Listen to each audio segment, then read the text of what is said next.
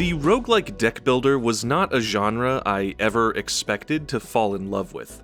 I spent my childhood playing platformers, my adolescence and young adulthood playing shooters and action games, and the last few years of my YouTube channel reviewing pretty much just those few genres. And in all that time, I can count on one hand the number of games with turn-based gameplay that I've truly loved. For the most part, turn-based combat just wasn't really for me, until that is...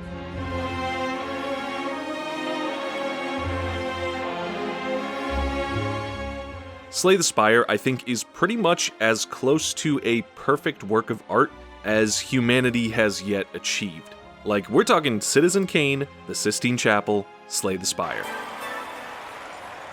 And its quality and popularity have led to it making a huge impact on the indie game scene.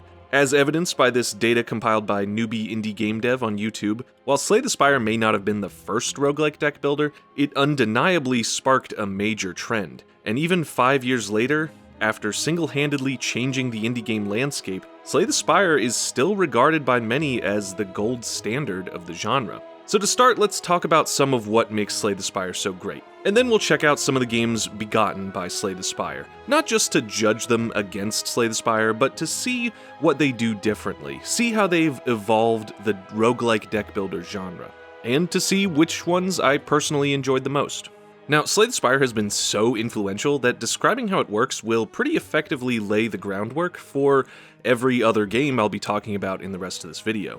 Slay the Spire's turn-based combat is centered on your deck of cards. Every turn you draw 5 cards, and by default you have 3 energy to spend playing them. Each card has a cost, and when you have no more energy with which to play cards, you end your turn and your entire hand is discarded. Importantly, an enemy's intended action is shown above it, and some of your cards apply block to yourself, letting you mitigate incoming damage up to the amount of block you have. Damage you take to your health is not healed after normal combat, but is after each of the 3 act bosses. Each combat encounter rewards you with a random set of 3 cards from which you can choose to add 1 to your deck, or skip it entirely. Pro tip, skipping is the right choice more often than you might think. You'll also sometimes acquire relics which give passive bonuses, or potions that give single-use benefits. After combat, you choose where to go next on the map. This map is pretty much what every roguelike looks like now, though you could attribute that more to FTL than Slay the Spire, but anyway. You'll navigate on this map between fights, events, shops, elite enemies, or rest sites, eventually culminating in an act boss. Beat all 3 acts and you win. Run out of health and your run is over. Of course, every game I'll be covering here differs in a lot of important ways, but they all take at least some inspiration from Slay the Spire's gameplay basics. Roguelikes as a whole owe a lot to Slay the Spire, and funnily enough, I feel in some ways so do I. Because I think more than any other game in my life, Slay the Spire has changed my perception of what kinds of games I can enjoy. And it did so by lowering my guard, by being so accessible and understandable to my impatient, action game obsessed mind that I didn't even realize how deep into the game's intricacies I was falling with each new run. Slay the Spire spells out its mechanics with simple text and smart use of keywords to convey more complex ideas. The interface and aesthetic of the game is clean, but still full of great art and visual interest. Its tooltip system is quick and useful, and the interface is buttery smooth. Slay the Spire has virtually no barriers to entry, unlike a lot of games that have unwieldy interfaces or obtuse mechanics. And most importantly, the roguelike structure is what makes deck building as a concept so accessible. Choice can be overwhelming for me in normal competitive card games, but smaller choices are much more manageable. Somehow, despite having 4 characters to play, each with their own completely unique pool of cards, as well as a seemingly endless number of enemy types and events to deal with, Slay the Spire lives up to its reputation of being easy to learn but difficult to master. You can spend hundreds of hours playing this game and still consistently be learning and discovering new things, and as you climb the 20 levels of higher difficulties, called Ascensions, you will need to keep learning the whole time. The progression of my strategy and how I approach each run took an incredibly long time to develop, and is honestly still developing, and that's one of the most satisfying things about Slay the Spire. In the first few runs I thought, well, I should make a deck that can do everything. I never know what I'm going to be up against, so my deck should be balanced. Later on, I realized, well, if I prioritize synergy above all else, if I make a deck that can only do one thing but can do it insanely well, then I'll be able to win quickly with just that one thing. This is where I started making my decks incredibly thin and only picked cards that directly synergized with my chosen archetype. But eventually, I realized that synergies are more abstract than just whether the cards have the same keyword on them. And really, as long as you have enough draw and energy to just keep playing useful cards, you can kinda get away with a deck that does a little bit of everything. What a deck needs is more general than you might think, as each act will test different aspects of your deck's capabilities. And I felt like these stages came to me from playing certain classes too. Ironclad is the starter class for general introduction to the game, the Silent really emphasizes synergy, and Defect has some of the best card draw and energy generation cards in the game. But then I could use the new insights I gained from those new characters to go back to characters that I thought I understood pretty well and find entirely new ways to play them. And Slay the Spire manages the pretty incredible card game feat of having almost every card have at least some kind of use case. It's such a well-balanced game that it's almost a community meme at this point that the answer to pretty much any question about whether or when you should pick a card, the answer is pretty much always, it depends. Except maybe Clash. I don't think I would ever pick that card. Biggest piece of dog shit. I really can't overstate how incredible Slay the Spire is from a mechanics and design perspective, but everybody kinda already knows that about Slay the Spire. And now, hundreds of hours into my game time with Slay the Spire, having achieved all of the game's achievements, with my horizons sufficiently broadened, I want to see what else is out there. Also, this is a good time to mention that if you aren't subscribed, it would be awesome if you could go ahead and do that. The majority of my viewers are not subscribed to me, so if you're interested in seeing my future videos, go ahead and subscribe. I would really appreciate it. The first game I picked up after Slay the Spire was Cobalt Core, released on Steam in late 2023 to overwhelmingly positive reviews. What most sets Cobalt Core apart from other games in this video, and especially from Slay the Spire, is its heavy focus on telling a story. With charming dialogue and an appealing cast of characters, Cobalt Core incorporates the repetitive nature of roguelikes into its story of a ragtag group of cute spacefaring animals caught in a mysterious time loop. This isn't a new concept for roguelikes, Hades probably being the most notable previous example of this, but Cobalt Core is more dedicated to making its story engaging than most deck builders I've played. Plot-revealing flashback cutscenes serve as your main reward for completing runs, as well as unlocking new characters to interact with the cast and unlock their own flashbacks. Like the characters, I was curious about the time loop and about their world, and I found this shared sense of purpose and intrigue with the characters in the game to be pretty compelling. I wanted to complete run after run to progress the story, to get to know the characters, read more of their cute interactions, and find out more about this world. I don't necessarily want to oversell it. Cobalt Core's story and characters aren't life-changing, but they're effective and endearing and gave me more reason to continue playing than the stories of most roguelikes I've played. And despite that praise, I don't even think the story is Cobalt Core's greatest strength. That would have to be its visuals and sound design. Cobalt Core's aesthetic is nothing less than absolutely brilliant. With pixel art that expertly evokes the grandeur, beauty, and subtle melancholy of outer space in its backgrounds, effects, and gorgeous vaporwave color palette, while maintaining a fun, lighthearted atmosphere with its expressive and colorful character portraits. The ship designs hover somewhere between those aesthetic principles. They're flavorful and varied. You've got a lot of sleek, futuristic alien battleships piloted by creepy bugs or robots. Some are just goofy, like the rogue Starnacle or Wizbo and his wizard tower ship. And a few of them are beautiful, mysterious, and imposing, like the titular final boss, the Cobalt. There are also a ton of little details that add so much to Cobalt Core's presentation. The slow-mo explosion on winning a battle, the warp speed transition between zones, and the accompanying satisfying sound effect. Or the static and screen shake at the end of a failed run. A big addition to that is the soundtrack by Aaron Sheroff. Like with the visuals, Cobalt Core really hones in on the ethereal, melancholic vibes of outer space, while combining that with up-tempo, jazzy, catchy melodies, and it works phenomenally. My favorite track is easily the final boss track. It does this amazing thing where it can sound both desperate and triumphant in equal measure, depending on how the fight is going for you. For overall presentation, Cobalt Core really impressed me, and this is coming from a guy who's spent probably 900 of his 1,000 or so hours in Slay the Spire, with the music off and the sound effects volume at like 5%, so I can more clearly hear Defunct Land on my other monitor. But don't let its focus on story and amazing aesthetics fool you. Cobalt Core is no slouch when it comes to gameplay. The ship-to-ship combat is a unique blend of pretty typical deck-building mechanics combined with tactical planning and positioning. Like Slay the Spire, you've got a deck of cards all with different energy costs, 3 energy per turn by default, 5 card draw each turn, and relics that give you lasting buffs, as well as a map with various paths to take, events and combats, and a boss at the end of each of the 3 acts. Pretty standard roguelike stuff there. And like Slay the Spire, you have full knowledge of what the enemy will do on their next turn, so you can block and attack accordingly. But if there's one thing that sets Cobalt Core apart, it's the fact that all ships, both yours and the enemy's, can move. Movement is definitely the biggest mechanical departure from your more standard card battlers, and it's what really gives Cobalt Core its tactical feel. I absolutely love the way movement and positioning impact every bit of your decision making in combat. You might move to evade an attack while simultaneously bringing your weapons to bear on the enemy. Other times you might decide to intentionally take some damage to keep your guns in a good position to hit an enemy's weak point. Certain hull sections on both ships might resist or take extra damage, be stunnable, or be completely intangible.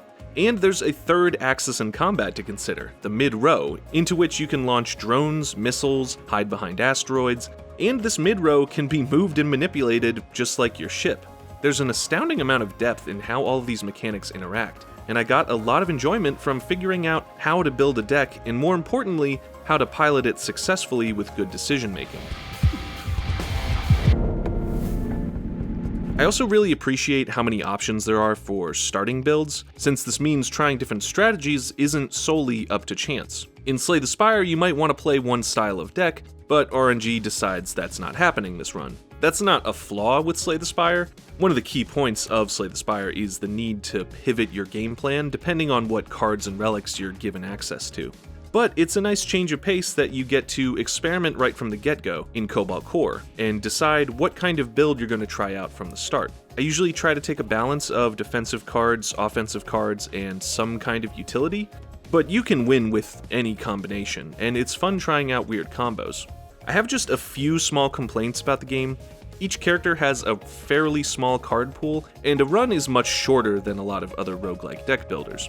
30 encounters compared to Slay the Spire's 51. Because of that, I never really managed to get to that truly overpowered fantasy, where your card engine is just going so fast that no enemy can keep up with you once you get rolling. But I think that's not really what they were going for with Cobalt Core, and I respect that. They may not have wanted it to be possible for you to get on a roll where you just play 30 cards in a row and dish out hundreds of damage in a single turn. Or it might just be a skill issue on my part, I can admit that. This last complaint, though, is simultaneously my loudest and my most petty. Card text in this game relies way too much on symbols. Here's an example of what I mean. This card doesn't have a particularly complicated effect, but the insistence on writing it in this, faux programmer language is, I think, a huge misstep. I get it from a flavor perspective, you want the cards to feel science-y since it's a game about piloting a spaceship and, building a deck of cards like the huge nerd that you are, but I still think this is needlessly hard to interpret at a glance for a majority of players, and that's including me, and I'm very familiar with this kind of notation. Now, I'm not a game designer, so lately I really try not to give direct game design recommendations or say stuff like, why didn't they just do this? But this is one area where I will say I just don't understand the desire to replace all the text with symbols. And this is kind of a running theme with deck builders I've played, except for, you guessed it, Slay the Spire. I can describe what this card does very succinctly. Gain evade equal to your shield, lose all shield. You gotta have a serious case of programmer brain to think that a card that has to declare a fucking variable just to work is more intuitive than text that just says what the card does. End of the day, this isn't a deal breaker, since eventually you'll just know what each card does without needing to even read it, but this bothered me enough that I had to mention it. Now, despite these few gripes, Cobalt Core is a beautiful, charming, and smart entry in its genre. Its take on deck-building combat is unique and well-designed, and its world is wonderfully realized, musically and visually. In the end, I highly recommend Cobalt Core. Is it going to replace Slay the Spire? No, but that's not really the point. Overall, Cobalt Core, highly recommend. Next up is Inscryption. Now, I debated for a while whether to cover Inscryption in this video, but, I mean, when the hell else am I going to talk about it? Inscryption is interesting because despite ostensibly being a roguelike deck builder just like the rest of these games, Inscryption as an experience is much less Slay the Spire and a lot more Outer Wilds. I don't mean in terms of gameplay, obviously, but rather that both this and Outer Wilds are in that all too rare genre of trust me, just play it games.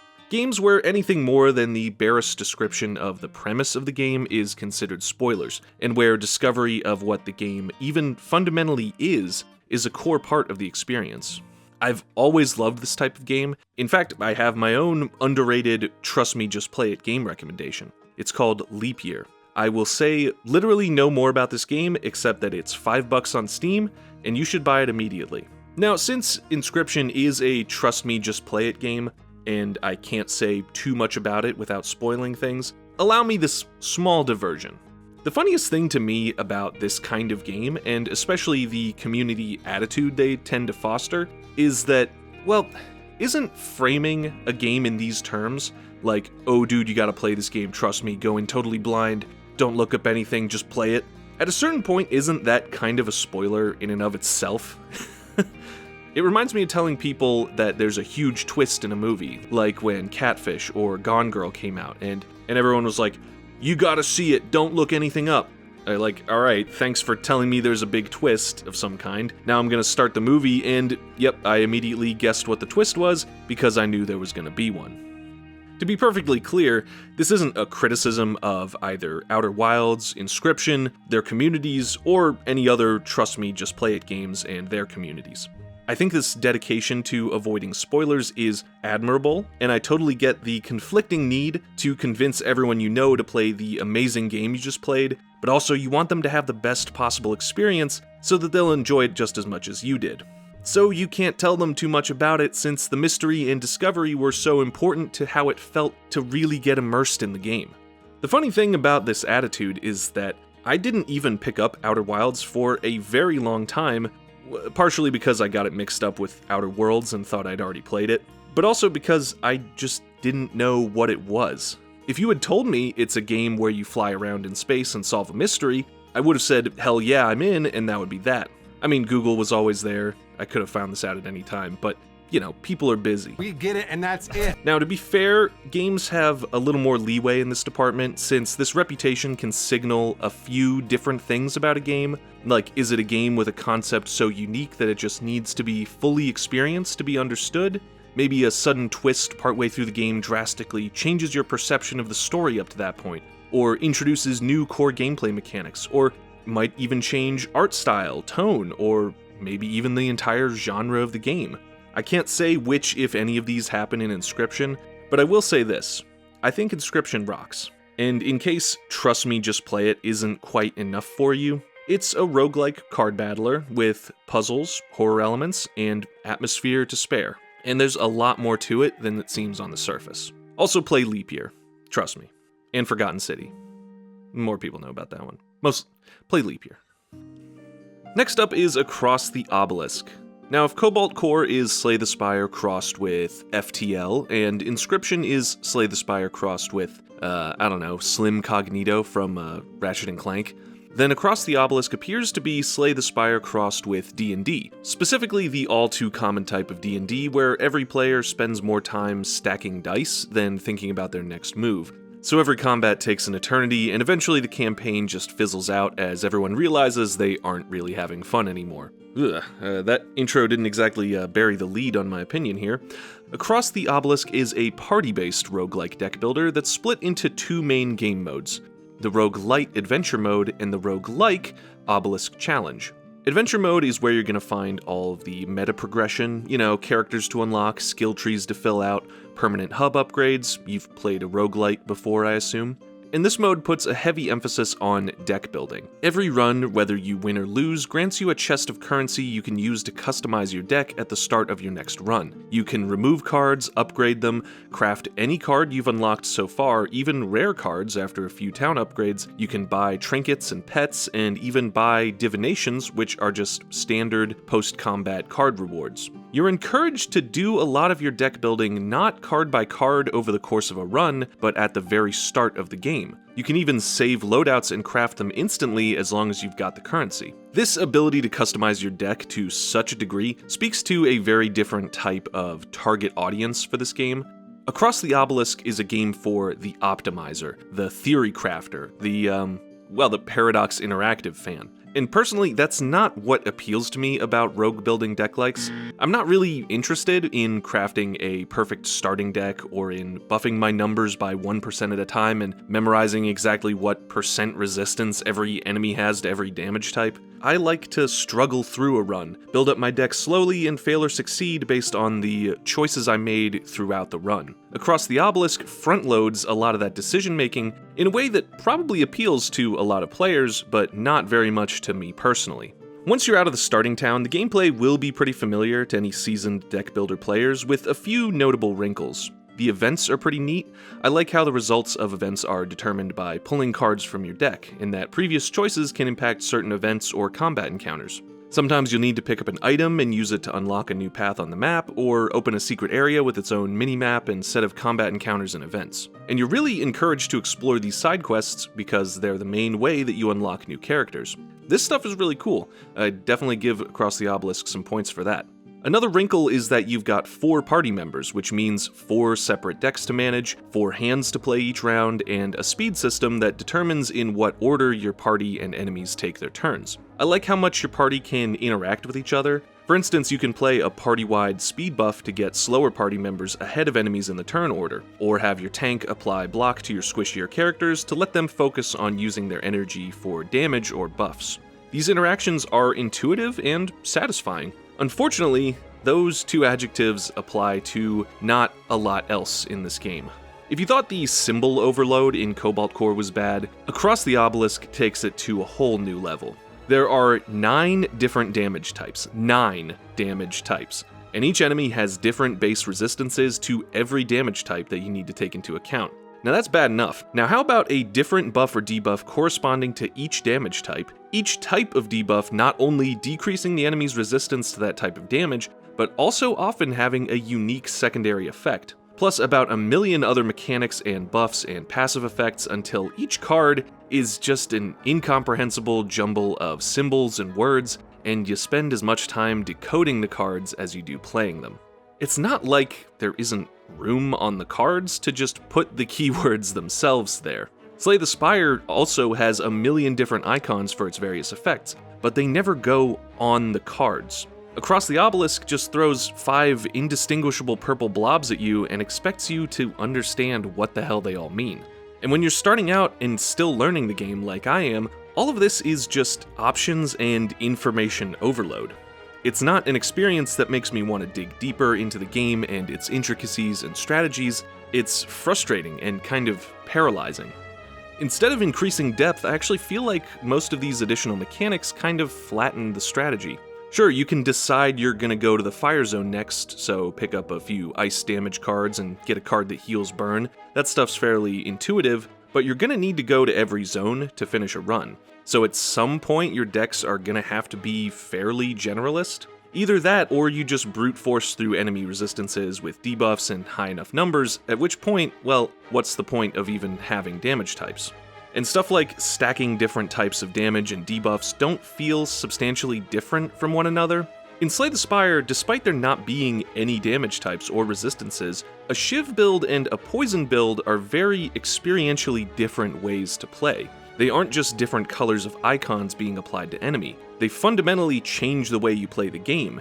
And like I said before, the synergies can be very abstract. Poison doesn't just synergize with other poison cards, it synergizes with all statuses, since you need to get through enemies with layers of status immunity.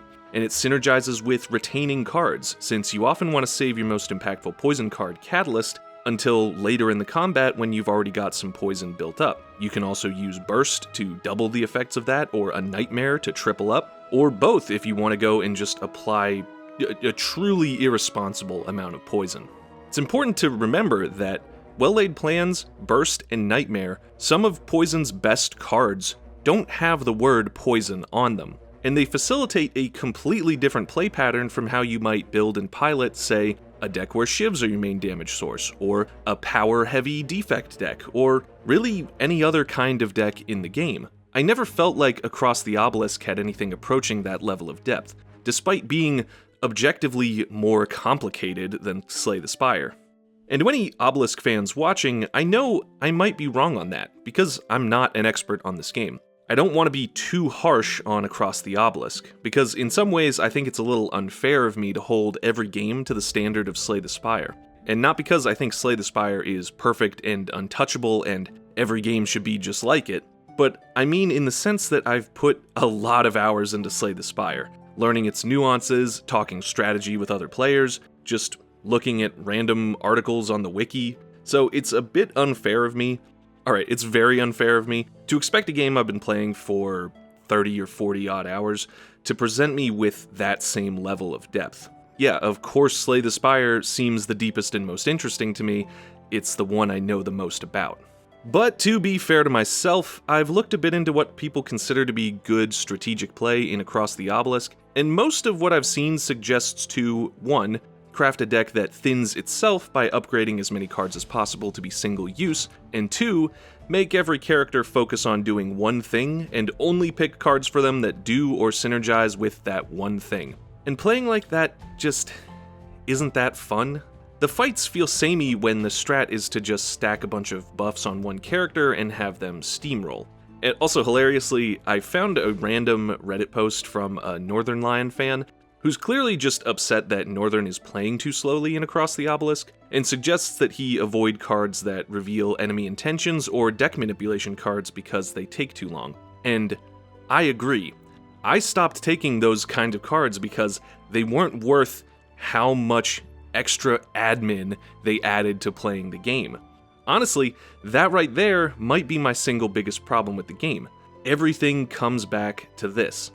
The game is too slow, too unsatisfying, and inevitably, every run in Adventure Mode or Obelisk Challenge just became too tedious to continue. If the game had better presentation, this might be mitigated, but so much of the UI, the animation, the sound is just really, really dull. Gameplay is slow not just because you need to play 4 hands worth of cards every round just to do about as much as you can accomplish with one hand in another deck builder. It's also the little things that are frustrating. You can't queue up multiple cards in a row for a fast combo. The quick select controls are unintuitive and frustrating. The sound effects and music are repetitive and annoying. So much of the game is just not appealing to look at, to play, or to hear. If these things were better, I might not get so bored during combat. And eventually, the number of things you have to be tracking to play optimally becomes too high. Turns start taking longer and longer, and combat stretches on, and almost every one of my runs in both Adventure and Obelisk Challenge reached a point where I said, fuck it. I'd literally rather die in the game than keep fighting this fuck-ass Hydra or whatever. I'm just gonna let myself die so I can spend my skill points, get a little stronger, and hopefully next time, all these fights will be a little less interminable. And that's really not the feeling you want when you're playing a roguelike, a game about repetitively playing runs over and over again. Now, I think it's entirely possible that somewhere inside of it, Across the Obelisk has the depth that I'm looking for. But it gets in its own way with slow and clunky gameplay, a horribly unappealing aesthetic, and a lot of overcomplicated systems. Across the Obelisk, in the end, is just not for me. Next up, we have Monster Train. Monster Train combines roguelike deck building with an even newer genre, the auto battler. You summon monsters on each floor of your train and watch them take turns battling it out with angelic beings heaven bent on keeping you and your kin in hell. This one has a lot going for it, just on premise and visual design alone. and as an old Pokemon fan, Monster Train had instant appeal to me. You collect your creatures, upgrade them, use items on them, and set them out to fight your opponent's creatures. Only your creatures are demons, and your opponent is, I guess, God. I really like the general aesthetic of the game, especially the enemies. The cold white and gold ostentation mixed with subjugation by conformity. It's a genius way to interpret an antagonistic heavenly force. It reminds me a bit of Bayonetta's Angels or Demacia in League of Legends. Your allied monsters from the various factions you unlock likewise have flavorful and fun designs that fit with their specific mechanics and abilities. They aren't all appealing enough for me to want to collect them all, but, they have their own sort of grotesque charm. The more I played, though, the more I realized that Monster Train isn't a Pokemon-like, it's a tower defense game. Think about it, you set up your little towers, monsters in this case, with the aim of killing each incoming wave of enemies before they reach the end, in this case the pyre at the top of your train. Like your standard roguelike deck builder, you draw 5 cards each turn, have 3 energy to play them, and you discard your hand at the end of each turn. Unlike most deck builders though, the phase where you're taking your turn and playing cards is not where the majority of the action happens. You spend your turn placing units on one of the 3 floors of your train, and ending your turn starts a pretty long and somewhat complicated series of events for the enemy turn. Starting from the topmost floor, enemies will perform their attacks, denoted by the icons under them, and targeting your monsters front to back. Next, your monsters take their turn, targeting enemies in the same way, after which all surviving enemies will move up to the next floor. This repeats on the next floor down, and so on until all fights are over and you draw a fresh hand. At the start of each run, you'll choose a champion. This is a free unit that you always draw on turn 1. These cards vary a lot in how they function, from passive buffers to damage-dealing powerhouses. But either way, your champion is a baseline solid unit that's worth protecting once it's placed. You can do this by placing units in front of them to tank damage, or by playing spells to buff or heal them. I really like champions here because they give new players something to focus on from the start of deck building. New units, spells, and keywords are easier to understand and evaluate if you've got some sort of default to weigh them against, and they give you a starting point from which to look for synergies in order to build your deck. Also importantly, your unit cards effectively exhaust themselves by default. After playing any unit, including your champion, that card is gone from your deck for that encounter. If you plop your strongest unit down on a floor with tons of enemies and no support, when it dies, you generally can't get it back. So remember, proper placement of your peons is paramount, probably. One hidden feature I wish the game had explained is banner units. Certain units you can draft are considered banner units, which means you're guaranteed to draw at least one of them on each turn. This is in place to prevent you from getting, bottom decked too hard. The classic card game conundrum where your centerpiece is hidden away at the bottom of your deck and you basically lose before the game's even started. I'm glad Monster Train found a decent solution to make that situation less likely without being too contrived. But this feels like info that ought to be somewhere in the game, not just on the wiki. Besides that, I think Monster Train in general makes the right decisions on what information to hide and what to present to the player. A feature that's on by default but can be turned off is Combat Preview. During your turn, you're given a preview not only of what each enemy will do, but how each combat as a whole will resolve. Units show exactly how much damage they're going to receive to their health, and will show an X next to it if they're about to die.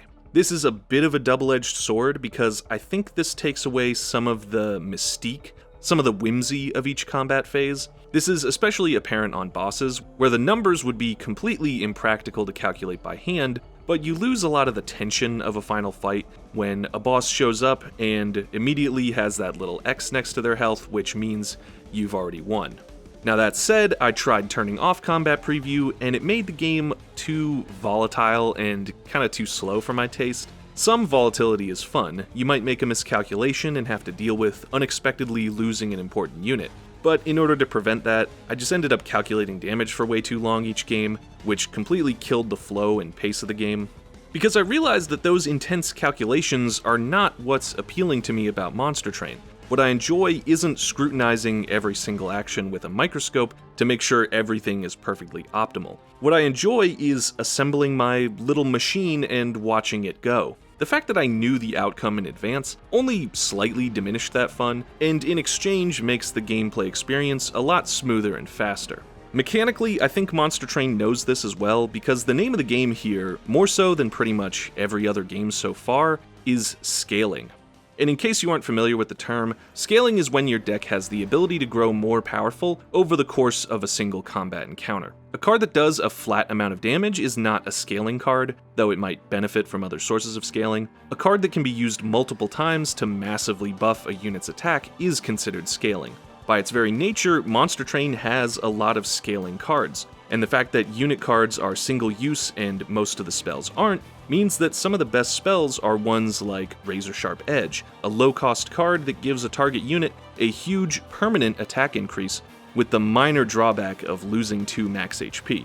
Once you've played all your units and burned all of your single-use spells, you're just going to be drawing this card over and over, and all you really need to do to scale like crazy is play this thing over and over on a unit with multi-strike.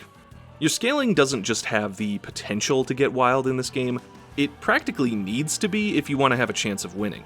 Boss health can get pretty nutty, so you better have drafted more than just a few damage spells and a couple of high base stat meatballs if you want to chew through all 2,000 of this guy's health. I think this really plays to Monster Train's strengths. The game's all about setting up your field and watching it demolish everything before you. Monster Train is a game that wants to be broken. Units take up different amounts of space and each floor only has so much room, denoted by these yellow pips. Descending and ascending units, however, ignore this limit, so you can stack a ridiculous number of units on one floor to just make an impenetrable wall of meat and damage for your enemies to break against. This may or may not be optimal, but it's fun, so who cares? My complaints with Monster Train are pretty minor. Pyre upgrades are a cool idea, but they're not as interesting as they could have been. After beating the major bosses in fights 3 and 6, you're given a choice between 3 Pyre upgrades, similar to Slay the Spire's boss relics. But unlike boss relics, there's only 3, and there's no drawback associated with any of them. You choose between +1 energy per turn, +1 draw per turn, or +1 space on each floor. Draw, of course, seems the best to me. You're not often starved for energy or space for units, whereas getting to your best spells and monsters as soon as possible is just about the most important thing in the entire game. I don't really see much reason to pick anything else, but I'd love to hear what you experienced monster trainers out here think. And now it's time for the requisite petty complaint. These shopkeeper cats are awful to look at. I hate them, I don't respect them, I hate the noises they make. I just wish they would go away. Now this is a respectable and delightful, whimsical little guy. These cats belong in hell. Oh, I guess they are in hell. Complaint retracted. Now those of you who know this genre might be thinking of one particular game that I've yet to mention. That's right, we're finally talking about Legends of Runeterra. But Hyve, I hear you saying, what the fuck is Legends of Runeterra? Where's my wacky woohoo funny Joker banana game? Listen man, I don't know what you're talking about. If there was some big new deck builder that came out last year and took the world by storm, I think I'd know about it. Now, unfortunately for us, League of Legends needs no introduction, but Legends of Runeterra probably does. Because by all objective metrics, Riot's collectible card game Legends of Runeterra, or lore for short, is a total flop. Very much the red-headed stepchild of League of Legends' myriad spin-off properties, Runeterra is a lot less arcane and a lot more Blitzcrank's Poro Roundup, just to horribly date myself by even knowing what that is. Runeterra never made big waves in the digital CCG space. At time of writing, it ranks as the 10th most watched collectible card game on Twitch, and that's behind Hearthstone, Slay the Spire, Magic, Marvel Snap, 2 different Yu-Gi-Oh games, 2 different Pokemon games, and Gwent. And it's not particularly close to moving up to 9th place. The game released in 2020 and only in May of 2024 celebrated its Button Day, where a dedicated button to play Runeterra was added to the main League client. And unlike Teamfight Tactics, which is built into the League client, all this button does is launch or prompt you to install Runeterra's entirely separate client. Riot never seemed especially proud of or interested in making Runeterra anything more than a fun side project. which meant in the early days, while the game of course sold cosmetics for real money, Riot didn't see much reason to try too hard to squeeze money out of Runeterra's player base. Thus, the free-to-play experience was easily the best of any of the major digital CCGs. All content updates were and still are completely free. It's a breeze to earn the currency needed to build exactly the deck you want. And the PvP gameplay, while a little slow for some people's tastes, is varied and strategic, with a lot of innovative mechanics and overall excellent presentation. Runeterra has a lot of great ideas that make playing and deck building more accessible while still retaining all of the depth that experts want.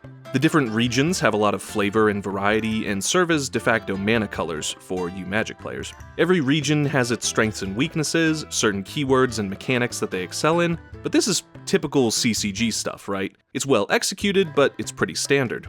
League's champions are what really set lore apart, and the concept of champions was worked into the card game format very smartly.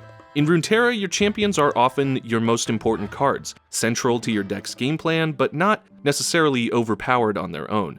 You can't just drop a Lee Sin onto the board and expect him to auto-win the game for you. Except for that 1 month in 2020 where you kinda could. You need to wait for the right moment to play them, use their unique powers to facilitate the rest of your deck, and protect them when they hit the field. And once you meet certain conditions, your champion will level up with a slick animation and gain new, often game-ending powers. Sometimes literally in the case of Ryze and his auto-win Exodia mechanic. Or Elder Dragon with, I think, my favorite card text under 5 words. All this to say that I really liked Legends of Runeterra, and I've spent a lot of time playing it on and off from release to now. I was never especially good at it, but I had fun with it.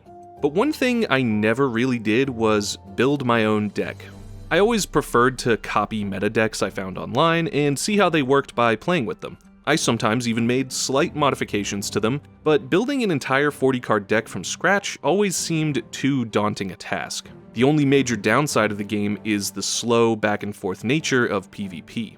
Lore is a uniquely slow and interactive card game. One player gets the attack token each round of play, but every round consists of multiple back-and-forth action phases in which to play cards, and the round doesn't end until both players pass or cannot take any more actions. Simply put, unless you're playing a card at the fastest spell speed in the game, Burst, your opponent will always have the opportunity to respond to what you're doing. No playing 5 cards in a row and attacking without fear of reprisal. If you want to go wide or do a big combo, your opponent will have a chance to respond to each card played or attack made during your combo. This creates situations for mind games, makes the game more interactive, and makes for a lot of great tactical gameplay. It also makes the game slow as fuck. If you've got a big combo to play, unless your spells are all, again, the fastest spell speed, you've got to play your one card, pass the turn back to your opponent, let your opponent mull things over for 30 seconds, play your next card, your opponent gets to take another action, 30 more seconds potentially, on, and sure, the game will auto-pass their turn once they can't take an action, but if there's some rat bastard that plays Ionia just sitting there holding on to 4 mana to play some bullshit counterspell to ruin your combo, and you motherfucker— How long does a 5-card combo take to play in, say, Slay the Spire? Oh. Now I realize that these are two completely different genres. You can't compare turn timers in a game with an AI opponent. Or can you? Also, why the hell are you still talking about this digital collectible card game in the Roguelike Deckbuilders video? And where's my Belatra? Less than a year after release, the Runeterra team stumbled onto an idea that would dramatically change the course of development. In patch 2.1 in February of 2021, Riot added Lab of Legends, a roguelike deck-building game mode that saw you pick from a set of pre-made champion decks to play through a boss rush of increasingly hard AI opponents, adding cards to your deck after each battle, as well as being able to upgrade your cards and get relics, powers, that passively buff your base capabilities outside your deck, such as granting all of your units a certain keyword when summoned, or letting you start the game with 1 extra mana. This version of the mode hasn't existed for years, so I don't have any footage of my own, but I played this game mode, this version of it, a fuck ton. There were only a handful of champs to pick from, and the entire game consisted of the same 9 battles in the same order every time. I recall the 8th round guard bots being the real final boss, since they would summon a free turret at the start of every round. Believe it or not, that was like insanely strong at the time. It feels almost quaint looking back, like, oh no, the enemy gets a free 8/8 vanilla monster on round 8? How will I ever deal with this? Yeah. Anyway, Yasuo, I choose you. This mode completely solved my only 2 real issues with the game. One, the fact that I'm not good enough to build a full deck from scratch is solved by the game letting me build a deck piece by piece out of semi-random choices, just like Slay the Spire. And 2, opponents being all AI means their turns are always as fast as they can possibly be. No more waiting around for dumb, slow humans like me to find the damn pass button. You've got 1 spell mana. You're not playing another card. Lab of Legends was likely never meant to be anything more than a short-term experiment, but it quickly became hugely popular with players, myself very much included. I loved this first iteration of Lab of Legends. I played it for hours. I won with every character, but I figured it would be rotated out just like all of their experimental game modes. But there were more people than I realized that also loved Lab of Legends. Some competitive players saw the writing on the wall pretty quickly as Riot started spending more and more resources updating and refining Lab of Legends. And before long, Riot themselves stated that the majority of their players were almost exclusively PvE players. They could really tell that they had something here.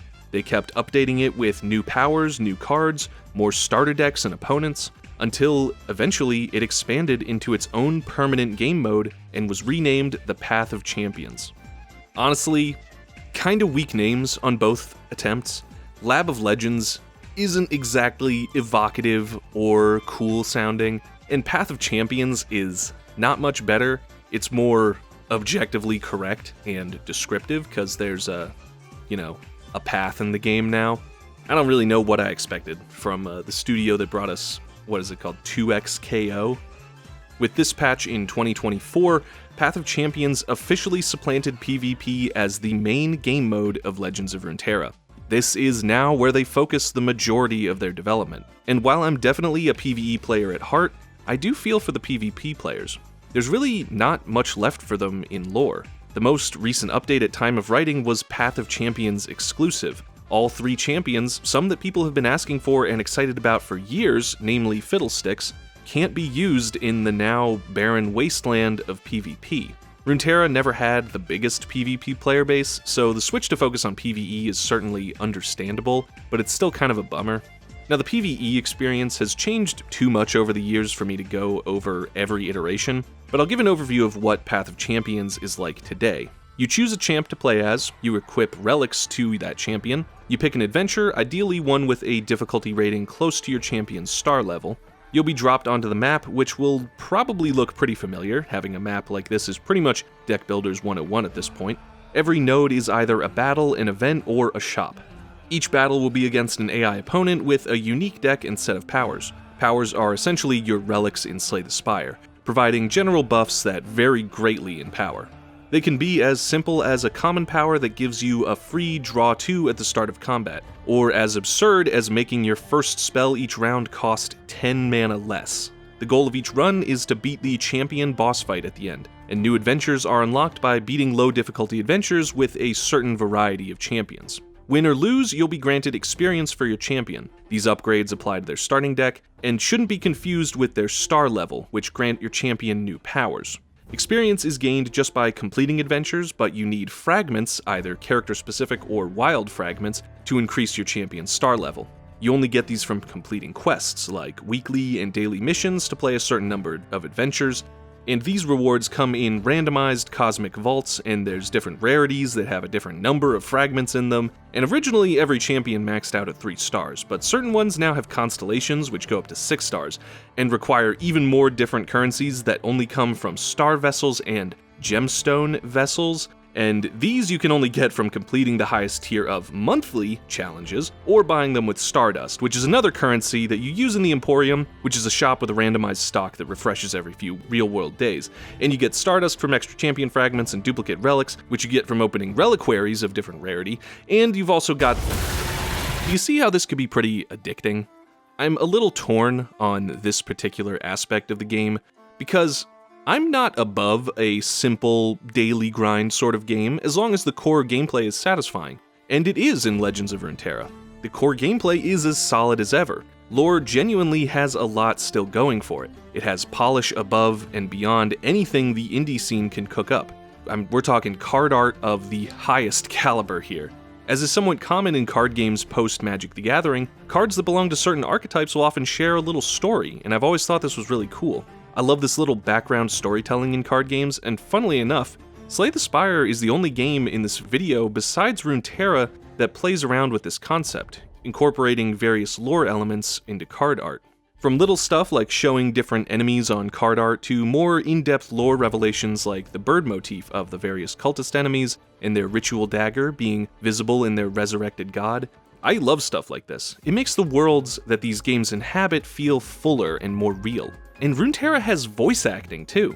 Every unit has a slew of unique voice lines, some for being played, for attacking, death cries, and even some that interact with each other.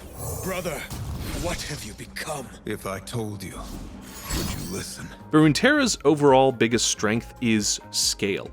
Not scaling, though we will talk about that later, but scale. The sheer amount of content made for this game over the years. At time of writing, there are 66 champions to choose from, 99 relics you can equip to your champions, 28 adventures, plus a few champ-specific unique adventures that only they can play through. Runs could probably have enough variability just based on this wealth of content, but that variation gets stretched even further with the item system. Card rewards can appear with a number of items attached to them. These are just upgrades to cards, but the variety of these is incredible. In Slay the Spire, every card has exactly one upgrade. Cobalt Core gives you 2 upgrade paths per card, and Cross the Obelisk has 3. Monster Train actually has an upgrade system kind of similar to Lore's, just relatively few types of upgrades and only 2 slots per card. There are somewhere on the order of 150 items in Lore, depending on how you count it. And there's no limit on how many items can be put on a certain card, meaning that if you want to, you can beef up a basic common card over the course of a run to become a game-ending powerhouse. And there is a massive number of cards to choose from. For reference, Slay the Spire has about 700 cards, which is pretty respectable. Runeterra has almost 2,000, and that's only counting cards you can collect and put into your deck during deck building. Now, there are a lot of hidden limitations on what cards can appear during a run. Cards that you'll see as card rewards generally lean towards being either fairly generalist or at least somewhat related to your main champion and chosen support champion. This support champ is just another factor contributing to massive variability in each run. After your first combat, you'll get to choose a support champion package, which comes with a new champ and a few cards that synergize with them. Future card rewards will then draw from your main champ pool, I think a general pool, and your support champion pool. I couldn't possibly calculate the number of different combinations there are, but there's enough that you will basically never run out of new champion combos to try out. It's here that the inability to skip cards becomes a fairly important balancing decision. Starter decks are only 18 cards and pretty much all synergize extremely well with your champion's game plan. So a lot of the time, if you could, you'd just keep your starting deck as it is and really just add items to it, or maybe add a few more duplicates of your champion, which you get a lot of opportunities to do. But you will need to deal with taking some suboptimal cards. But this also means you're forced to try things you might not have considered before. You can't just decide on a rigid game plan from the start and stick to it. You'll have to do at least some on-the-fly adaptation, which keeps runs from getting too samey. The 2-region deck restriction is gone, as are pretty much all other deck building restrictions. If you can find a way to add 12 copies of your champ to your deck, you go right ahead and do it. Now, in those 66 different champions to choose from, there's bound to be some imbalance in their power, and this is a pretty common complaint made by the community.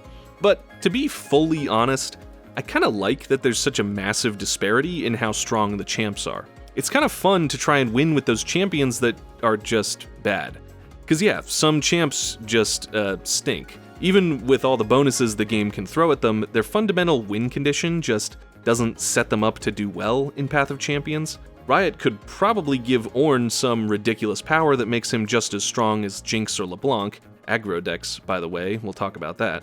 But they mostly show restraint when it comes to this, only giving champions star powers that actually fit their strategy. In a purely PvE mode, I don't really see the need for every option to be equally viable.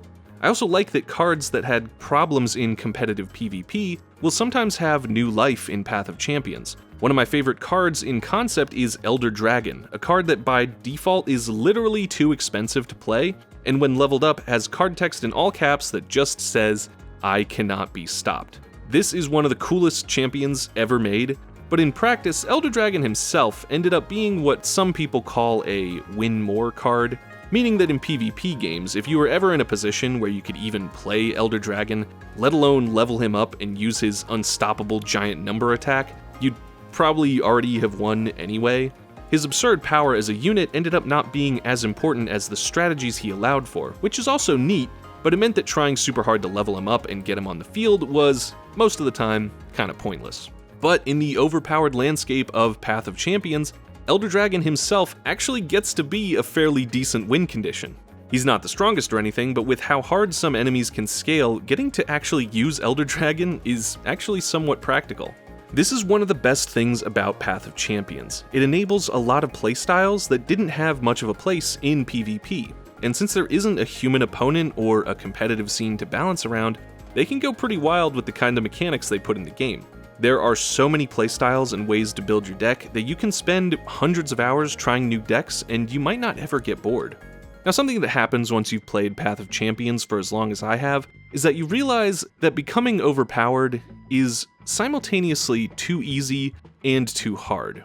What I mean by too hard is that powering up any significant number of champions requires a daily grind just to get the resources to increase your stars, get champion experience, roll relic loot boxes, and getting a single champ to a decent level of power can take days and days of daily runs. But then again, that's kind of the whole point of roguelites, right? Run after run to get stronger, smarter, fill out a skill tree, etc. Is a battle pass and daily challenges really that different from a skill tree or simple card unlocks? We'll come back to that question. Now, when I say it's too easy, what I mean is that this is where the roguelite genre with its massive levels of meta progression becomes hard to balance with the deck building genre. Remember the concept of scaling in Slay the Spire and Monster Train. Eventually, with the levels of meta progression that Path of Champions is working with, the scaling just gets ridiculous.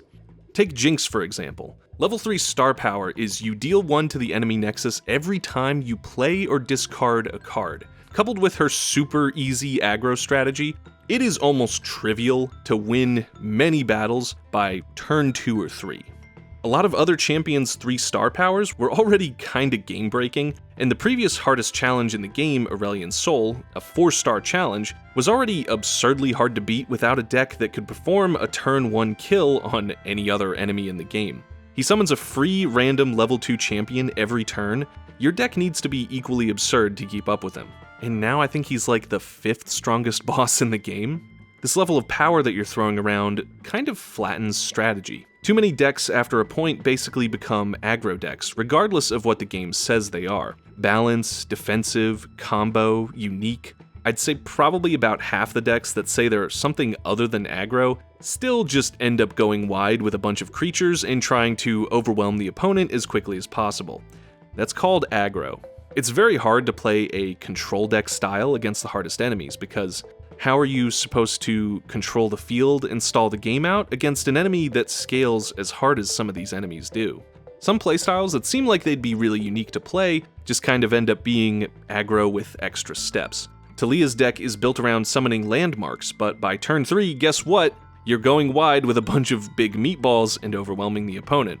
This is a real shame too, because like I said before, one of runeterra's greatest strengths as a PvP game is its high interactivity. Besides burst speed spells, every card you played could be responded to by your opponent and vice versa. But once your champ is level 40 and 4 stars and you're getting free mana ramp and free units and free damage, well, that interactivity starts to fade a little bit. It ends up being either you get to do your ridiculous overpowered bullshit first and win, or the enemy does and you lose.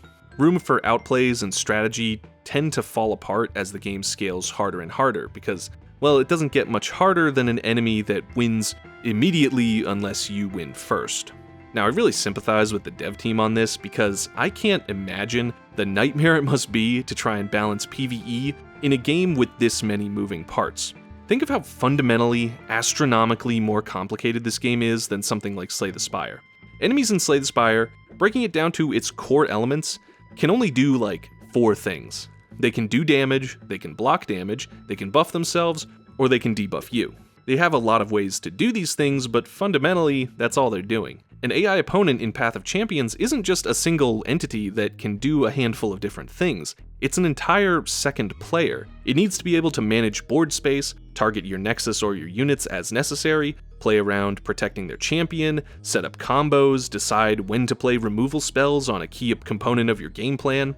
That said, the AI isn't always the best at this kind of strategizing, which is why I assume so many of the harder challenges rely on giving the AI just an absurd amount of free resources. Their decision-making doesn't actually need to be all that smart to still pose a decent challenge.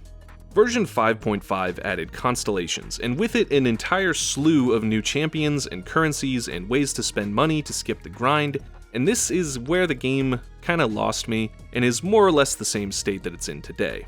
I can't lie, there is a lot to like about lore. It's the only game I've featured in this video that beats Cobalt Core for overall presentation, and yeah, it fucking better, Riot. $1 billion small indie studio Riot Games Incorporated. But that presentation has been slipping a bit in recent months. Typical Riot favoritism saw Lux get a second champion release. Yeah, she's just in the game twice now. And her new version has a pretty ugly level up animation. Warwick straight up released without a level up animation. And one of Ambessa's new cards, Rictus, is just this really, really awful screenshot from Arcane Season 2. Why this? It looks horrible. Were there no other better screenshots of this dude? So while there's still a lot more good than bad overall, new content is starting to become a little unreliable presentation-wise. The variety of playstyles and content is still pretty incredible. You can play for hundreds of hours, and you might just unlock a new deck on hour 300 that has the most fun new mechanics and most gorgeous card art and screen effects you've ever seen. And of course, the game is still being updated. Unlike every other game in this video, lore is completely free to play and still receives new content very regularly. Of course, in exchange for that, you have lots of the typical free-to-play grind stuff. FOMO, time-limited shop deals, casino-like incentive systems to get you coming back every day for your fix. This game, once widely praised for having an excellent free-to-play experience, has now had this layer of Fortnite Battle Pass Skinnerbox slop poured over top of it. I can't say precisely how much all of that bullshit will negatively affect your individual experience. Hell, you might even like it for all I know. But for me, I think it can be best described as being a little cringe. I think in the end, the appeal of Legends of Runeterra as a deck-building roguelike lies not really in structured challenge like Slay the Spire, nor in a coherent story like Cobalt Core, or the clockwork, machine-like satisfaction of watching your monster train run, or in whatever the hell you people like about Across the Obelisk. Legends of Runeterra is ultimately a sandbox, an almost incomprehensibly vast landscape of keywords, mechanics, cards, unlocks, and upgrades to play around with. And I know a lot of people also enjoy roguelites specifically because of the grind, the slow progression, watching the numbers go up, and I think Path of Champions is bar none the best deck builder for that experience. And with plenty of depth, challenge, and really solid game design, Path of Champions is the rare free-to-play grind that I can actually tolerate. Anyway, if you've got any roguelike deck builder suggestions, I'd love to hear them in the comments. Let me know if you liked this format where I talked about multiple games in one video. This video was kind of an excuse to talk about Runeterra. I've been wanting to talk about that game for a while. I think it's interesting. It's got an interesting history, and it's underappreciated, I think, in a lot of ways. But anyway, I hope you guys enjoyed the video. Thank you very much for watching, and I'll see you next time.